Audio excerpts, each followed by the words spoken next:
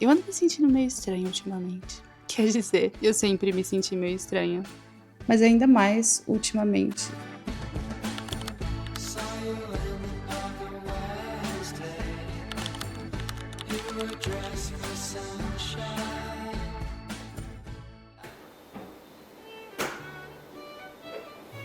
É aquela sensação de quando a gente quer fazer 1 milhão de coisas diferentes ao mesmo tempo. E aí acaba não fazendo absolutamente nada. Desculpa interromper essa sessão de autopiedade, mas eu acho que já tá mais do que na hora de você levantar desse chão e fazer alguma coisa. É sério, você vem comigo. Oslo não é nenhuma Nova York, mas a cidade também tá sempre mudando. Uma nova cafeteria abre aqui, um prédio que está sendo reformado ali. Sempre que eu me sinto meio perdida, sair pra caminhar costuma ajudar. Obrigada, vozes da minha cabeça. Existe algo de estranhamente reconfortante nas cidades. Toda essa energia, todo esse movimento, nada fica exatamente igual por muito tempo. E aí eu sempre me pego pensando, por que a gente sente tanta vergonha de passar pela mesma coisa? De estar num momento de transição? De não saber exatamente o que vem a seguir? Eu resolvi fazer esse vídeo porque esse é um dos meus maiores problemas. Tem sido desde o início. E eu sempre fui uma pessoa que não se importou com a opinião alheia. Mas, ao mesmo tempo, eu sempre fui extremamente autocrítica. Então, por mais que eu não me importasse com a opinião dos outros, eu sempre me importava demais com o fato de eu não sentir que eu estava no nível que eu precisava estar dentro da minha cabeça. Eu acho que até por isso, assim, nenhuma crítica externa consegue me abalar, porque nada do que os outros digam pode ser pior do que o que eu já pensei sobre mim mesma. E mesmo assim, eu sempre senti uma vontade de criar vídeos, de fazer vídeos e colocar eles na internet para todo mundo ver. Durante muito tempo, eu tive vontade de começar um canal, tipo, desde os meus 13, 14 anos. E eu sempre achava que era uma questão de, realmente, de técnica, que eu precisava aprender mais sobre câmera, sobre edição, etc. E que assim que eu me sentisse confiante nesse sentido, eu iria começar um canal. Que um dia qualquer eu iria acordar, me sentir totalmente pronta e a síndrome da impostora iria desaparecer assim que eu ficasse boa o suficiente. Só que depois de começar o meu canal e ver ele crescendo bem rápido até, eu percebi que a síndrome da impostora não vai embora quando você acerta em algo. E na verdade, ela tem a tendência de crescer junto com você. Porque geralmente, quanto mais a gente aprende, mais a gente sabe que a gente não sabe de nada. Quanto mais você entende de fotografia, de vídeo, de edição, seja lá o que for, mais você consegue ver que as suas habilidades ainda não estão no nível do seu conhecimento. Quanto mais a gente aprende, mais a gente percebe que a gente não sabe de nada, que ainda tem muita coisa para aprender. Quanto melhor você fica em algo, maior parece a distância entre aquilo que você consegue fazer agora e aquilo que você gostaria de conseguir fazer. Porque você aprende a identificar o que é ótimo, não apenas bom. E aí a gente fica esperando até se sentir pronta, e essa é a maior armadilha da vida. Eu, de verdade, acho que quase todo mundo tem aquele sonho, aquele projeto, aquela vontade que de vez em quando a gente volta e pensa, por que não? E se pega questionando, e se eu tentasse? Por exemplo, no meu caso, voltando à questão do YouTube, desde muito nova eu sempre quis ter um canal. Eu cresci acompanhando as youtubers britânicas. Eu me lembro que tinha um Nokia 5300 que a qualidade da imagem era terrível, mas mesmo assim eu gravava tudo. Eu gravava os meus amigos na escola, momentos aleatórios, assim, coisas pequenas mesmo do dia a dia que com certeza ninguém mais reparava. E é óbvio que naquela época ninguém ainda chamava isso de criar conteúdo e ninguém ainda trabalhava com isso, ninguém recebia dinheiro, era só uma forma de expressão mesmo. E a gente realmente só gostava da ideia de se expressar, de postar um pouco da nossa visão de mundo, de compartilhar isso com as outras pessoas. Como eu falei antes, o meu canal cresceu bem rápido, muito mais rápido do que eu esperava. Eu cheguei aos 10 mil inscritos depois de ter postado poucos vídeos. Foi bem assustador, na verdade. Foi aí que a síndrome da impostora voltou. E dessa vez ela voltou com os 2 pés na porta. O que eu achava que era o meu sonho se tornou meio que não vou dizer um pesadelo, mas uma coisa estranha pra mim, uma coisa que eu não queria. Eu parei de fazer vídeos, depois eu voltava com coisas nada a ver. Eu tive várias fases diferentes, assim. Quem entra hoje no meu perfil provavelmente se sente meio perdido, porque mais uma vez, por mais que as outras pessoas estivessem gostando, eu sempre fui a minha maior crítica. E eu olhava pras coisas e eu pensava, não tá tão bom assim, não, esses vídeos poderiam ser melhores, sabe? Eu simplesmente sentia que eu não merecia o crescimento do meu canal. E eu não falo naquele sentido de, ai, coitadinha de mim, eu não mereço. Mas no sentido técnico mesmo, sabe? De crítico. Eu sempre olhava os meus vídeos e eu pensava, cara, isso tá uma porcaria. Como assim as pessoas gostaram desse vídeo? Ele tá péssimo. E aí eu via todas as coisas que eu errei, todas as partes que eu editei errado, todas as vezes que eu falei alguma coisa que depois eu fiquei pensando, que você tinha na cabeça? E depois de muito tempo, literalmente assim, os últimos 4, 5 anos, lutando contra esse sentimento, tentando entender por que eu me sentia assim, eu decidi começar a tentar pensar diferente sobre aquela frase, quem ela pensa que é.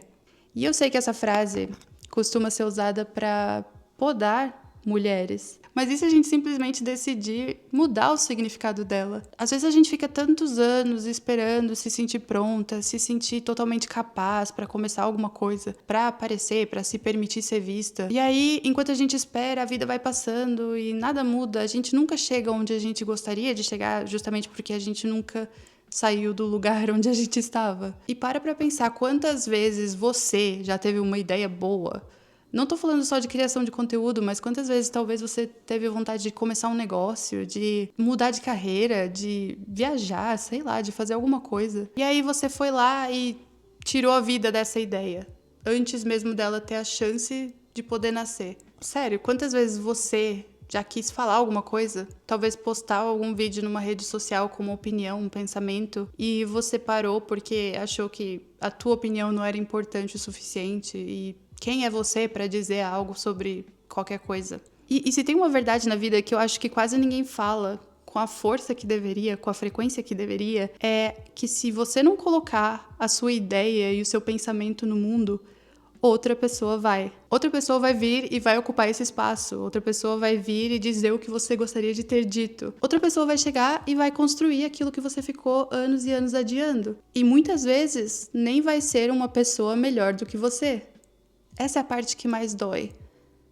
Quantas vezes você viu alguém com metade do seu talento conquistando os seus sonhos? Porque, sério, esse é o segredo. Ninguém tá onde gostaria de estar ainda. Eu acho que não é ser perfeito, fazer tudo certo. É realmente não ter medo. Porque eu tenho certeza que aquelas pessoas incríveis que a gente admira, que a gente acha que não cometem nenhum erro, elas também olham para as coisas que elas estão fazendo agora e não se sentem totalmente satisfeitas. Porque, mais uma vez, quanto mais a gente sabe, mais a gente percebe que ainda tem muita coisa para aprender. E esse sentimento de ver outra pessoa conquistando as coisas que você gostaria de ter conquistado pesa bastante. E, sinceramente, eu não tô falando de um lugar de inveja. Pode até ser que você fique feliz por outras pessoas que conquistam as coisas. Eu não tô dizendo que você não quer que elas cheguem lá. Mas ver outras pessoas fazendo algo que a gente também gostaria de fazer pesa muito, e pesa porque fracassar e passar vergonha pode até ser ruim, pode até ser um sentimento ruim, mas existe uma outra dor que é muito mais profunda, que na minha opinião é muito mais difícil de lidar, que é a sensação de você assistir a sua vida passando, você ficando cada vez mais velho, as oportunidades indo embora e você tendo que se convencer de que os seus sonhos não eram tão importantes assim, que os seus sonhos não eram algo que você realmente merecia viver. E aí você simplesmente vai aprendendo a se diminuir, a se contentar com menos do que você queria. E tem muita gente que enxerga isso como humildade. Muitas pessoas sentem isso, que se elas ocuparem o mínimo de espaço possível, elas vão estar sendo humildes. Eu sinto, na verdade, que é uma máscara que a gente coloca, que a gente se convence de que eu não quero ser vista, eu não quero ocupar espaço, eu não quero que as pessoas reconheçam o meu esforço, porque eu sou humilde. Só que, de verdade, no momento que você elogia essas pessoas, que você faz elas se sentirem um pouquinho especial que seja, elas ficam radiantes. Você consegue ver na cara delas que aquela máscara saiu, que elas realmente se sentem muito felizes de serem vistas. Eu fui recentemente no cinema ver o vídeo lá do Bring Me The Horizon, que eles fizeram live em São Paulo, e todo mundo tava 100% calado no cinema. Ninguém falou nada, ninguém cantou as músicas juntos. E assim, eu sei que era um cinema, mas era literalmente um show de metalcore, com bastante grito e tal. Eu vi no Brasil os vídeos do pessoal fazendo mosh dentro do cinema, então é um contraste muito grande. Aqui os artistas vêm fazer show e ninguém bate palma, ninguém canta junto.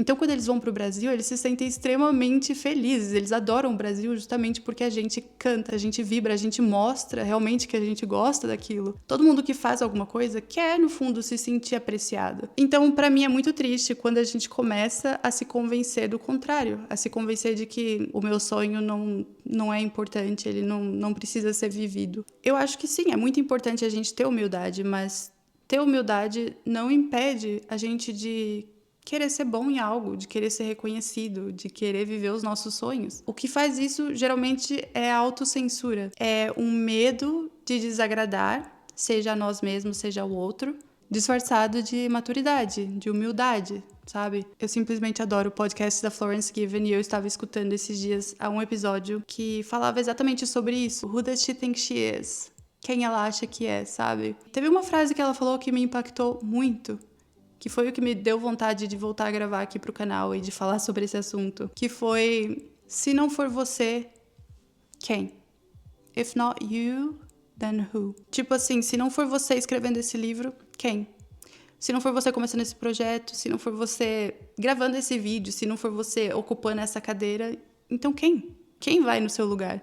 Porque o espaço não vai ficar vazio pro resto da vida em respeito à sua indecisão, ao seu medo, à sua falsa humildade. Alguém vai ocupar esse lugar, então quem? O mundo não para até a gente se sentir pronta. Esse lugar, ele não vai ficar ali aberto esperando por você. E se você não faz, alguém vai fazer. Se você não falar, alguém vai falar. Se você não criar, alguém vai criar. Assim, na maior parte das vezes, a pessoa que vai conseguir realizar os sonhos, que vai conseguir chegar muito longe na vida, não é a pessoa mais talentosa ou mais inteligente, mas é a pessoa que topa ser vista tentando, que topa ser vista no processo. Se a gente parar para observar, por exemplo, pessoas como a Sabrina Carpenter, hoje em dia ela é uma super celebridade. Todo mundo sabe quem ela é e ela tá bombando. Mas volta ali alguns anos, você vai ver que os primeiros trabalhos dela não fizeram assim tanto sucesso e não eram tão bons. Ela não tinha uma imagem forte como ela tem hoje. Isso foram anos de construção.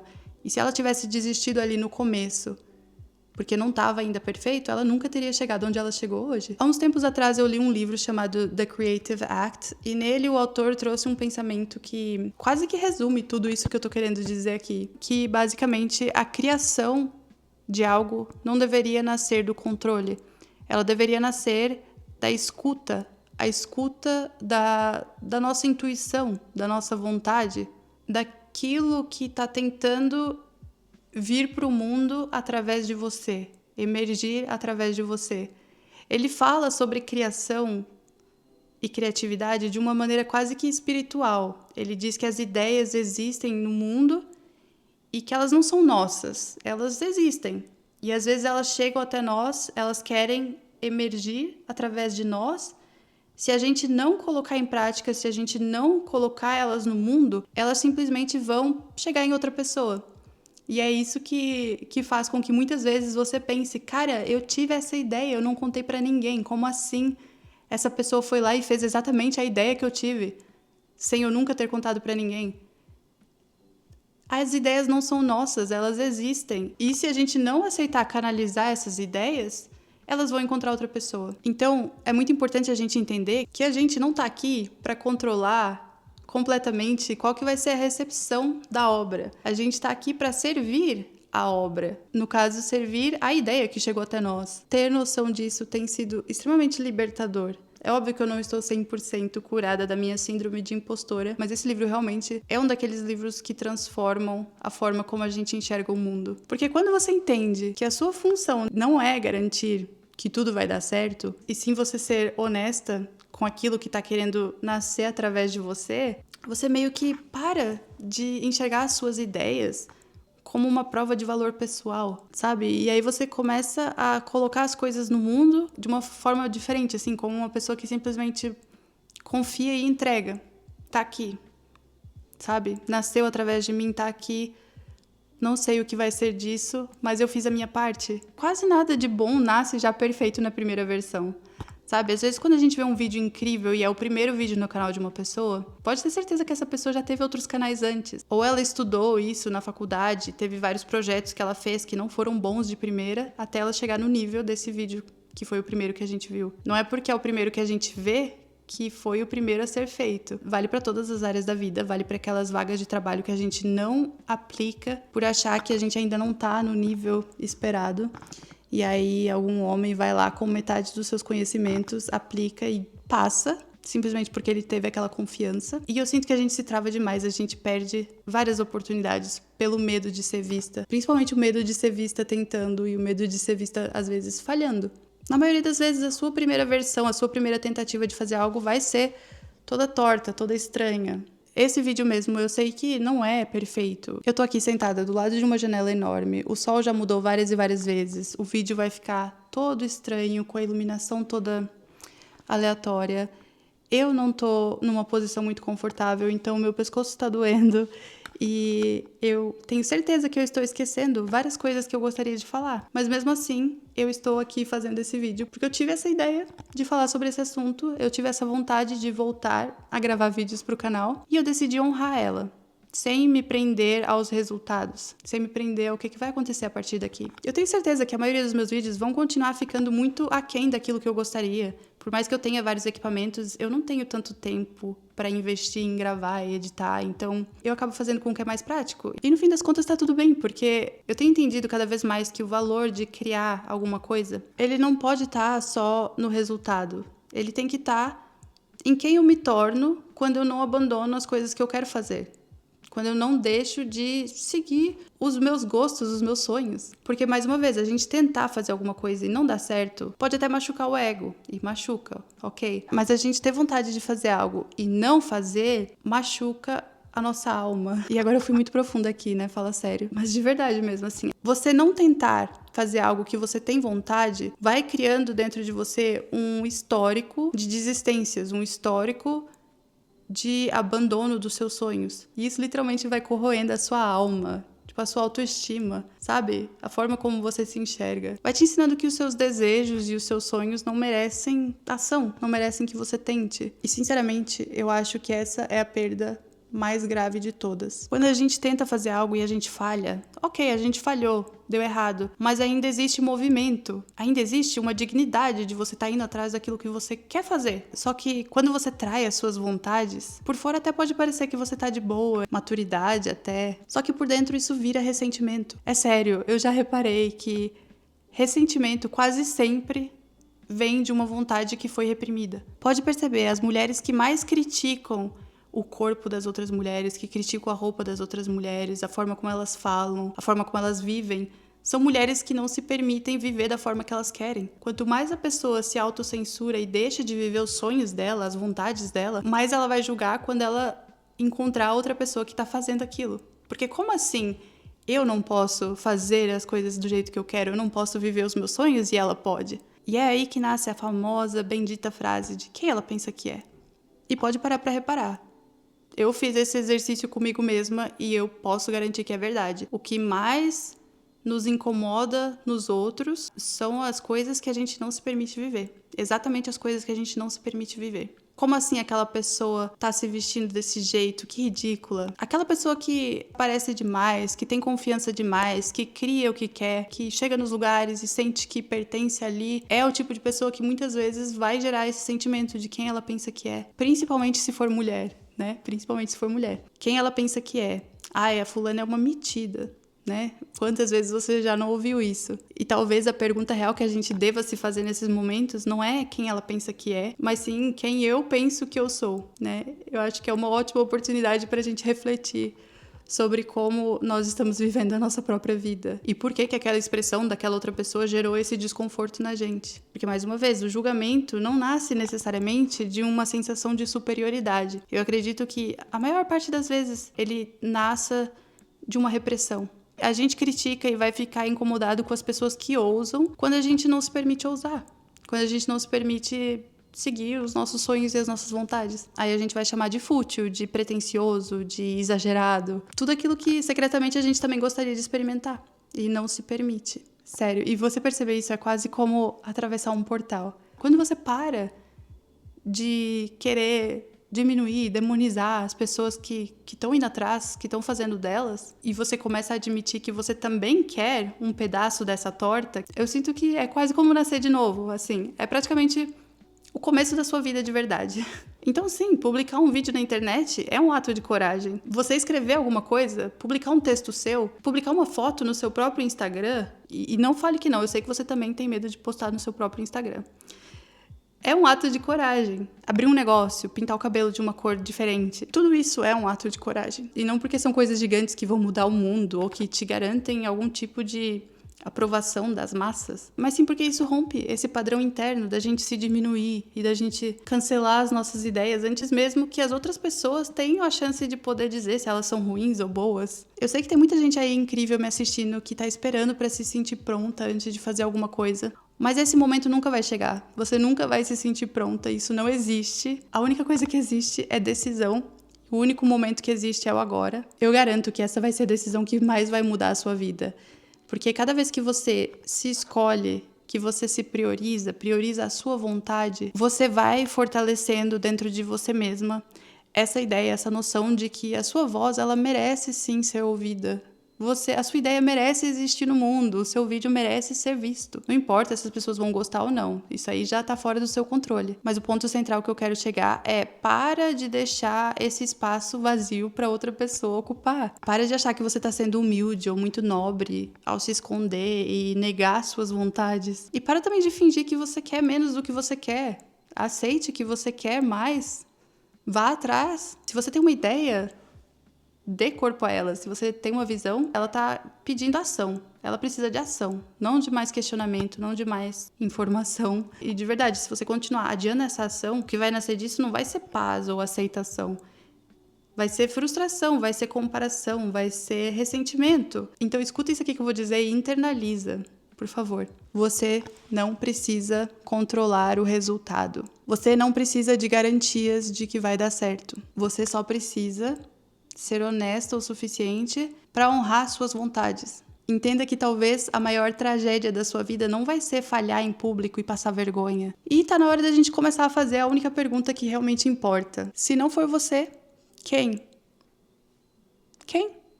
Quem merece mais do que você?